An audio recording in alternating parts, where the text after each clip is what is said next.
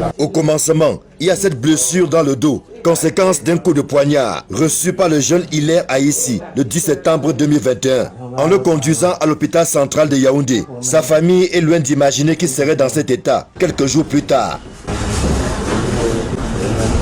La famille est encore plus choquée lorsque, rendue vendredi dernier à la morgue de l'hôpital central pour la mise en bière, elle découvre que le corps du jeune Aïssi a été carrément charcuté et plusieurs organes extraits. Tout est retiré. Que s'est-il passé entre son admission au sein de cette formation sanitaire le 10 septembre dernier et son décès constaté le dimanche 19 septembre? Nous avons rencontré le frère cadet de la victime qui a vécu de bout en bout les différents épisodes de cette histoire, pour le moins abracadabrante. Un seul coup de poignard au niveau C là, ça c'est le niveau C qu'on a mis. Ce niveau C là, et c'était même pas tellement que grave, un niveau que ils ont opéré d'abord la première fois. Bon, vendredi qu'on vient avec lui, on fait d'abord les premiers soins. L'infirmière, elle a pris les agents là-bas, ma mère, jusqu'à demande qu'on envoie l'argent par Orange Money. Ils ont commencé, même pour mettre les remèdes sur lui, c'était le problème. Il fallait d'abord que pour mettre un remède, il faut qu'on pose 10 000. Pour mettre un remède, il faut qu'on pose. Tant qu'on va dire que mettez le remède, l'argent ne vient jamais. Dans un communiqué rendu public le 24 septembre, le directeur de l'hôpital central de Yaoundé indique que le malade, reçu pour plaie pénétrante au niveau de la fosse lombaire gauche, est sorti de cette formation sanitaire contre avis médical. Malgré toutes les explications sur les risques encourus, un récit qui, selon la famille, ne tient pas la route. Le jour-là, c'est elle qui dit à la matin que l'enfant est bien important qu'on rentre avec l'enfant à la maison. Pourtant, le médecin a dit à la mère que l'enfant c'est d'arrêter sous observation 2 jours avant qu'on va voir comment, si ça ne donne pas, ce qu'on va pouvoir faire chez lui. L'infirmière dit, quand le docteur parle, l'infirmière vient dire à ma mère que ça va déjà, l'enfant est bon.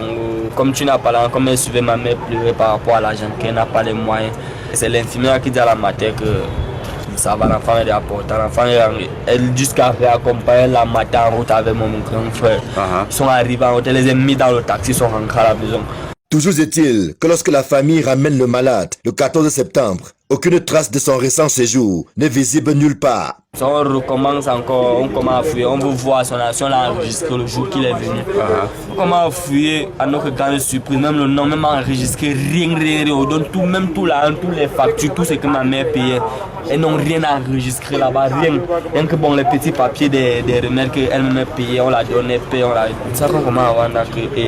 Comment il y a un malade, on interne un malade à l'hôpital, même enregistrer le malade, vous n'enregistrez pas, pourtant vous prenez l'argent.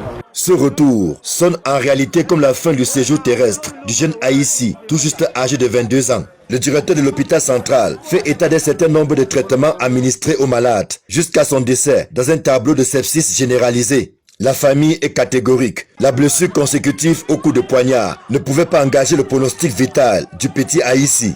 Les mutilations dont le corps a fait l'objet sont, selon elle, la conséquence de diverses manipulations qui ne visaient qu'à prélever un certain nombre d'organes, dont le cœur, les reins et le sexe de la victime. Comment on enlève la chair à quelqu'un d'ici, de là? On racle la chair de quelqu'un, on ouvre le ventre, on ouvre les 2 côtés de la cuisse. Où sont les reins? Où est le ventre? Où est ce qui se retrouve dans le ventre? Ils ont mis les plastiques. Mon frère a battu comme un bœuf. Est-ce que c'est le bœuf, c'est l'abattoir? On demande qu'on va habiller le corps, ils ne veulent pas. Ils nous habillent le corps, ils restent habiller le corps, ils viennent dans le dos. Ils veulent habiller le corps, ils ne veulent pas que la famille soit là. Pourquoi on regarde comment on habille notre corps? Parce qu'ils ont déjà tout enlevé. C'est cette découverte macabre qui a poussé la famille à exprimer sa colère vendredi dernier, en barrant l'entrée du bureau du directeur de l'hôpital central avec le cercueil, dans lequel gisait la dépouille méconnaissable de Hilaire Aïssi. Nous on a dit qu'on va habiller notre corps. Ils ont refusé à la mort qu'on n'habille pas le corps. Ils ont fini d'habiller là-bas. Quand c'est venu maintenant qu'on veut partir avec lui au village, c'est d'où mon oncle dit que non, le corps c'est là moi, ça ne me dit rien n'y va comprendre que c'est là, il se va mourir comme ça pour rien. Il faut qu'on voit, c'est juste qu'on est opéré. On arrive, mon oncle ouvre le corps, merde. Il y a les déchirures, les partout, enlever les clous dedans, même son banque là, ce n'est que le plastique qui est là-bas dedans. Informé, le ministre de la Santé publique fait savoir à travers un tweet qu'il a instruit une enquête en vue d'établir les responsabilités dans cette affaire. Manaouda Malachi regrette au passage les agressions exercées sur le personnel de santé. Je sais qu'on peut être fâché, mais je comprends. sais qu'on peut avoir mal, je comprends. Mais nous disons que la loi camerounaise a prévu tous ces moyens. Ce n'est pas la première fois que l'hôpital central de Yaoundé est ébranlé par des scandales tournant autour des trafics d'organes, de vol de bébés et autres séquestrations de mamans indigentes. Et très souvent, le gouvernement a fait montre des silences complices. Qu'en serait-il de ce cas? Just wait and see.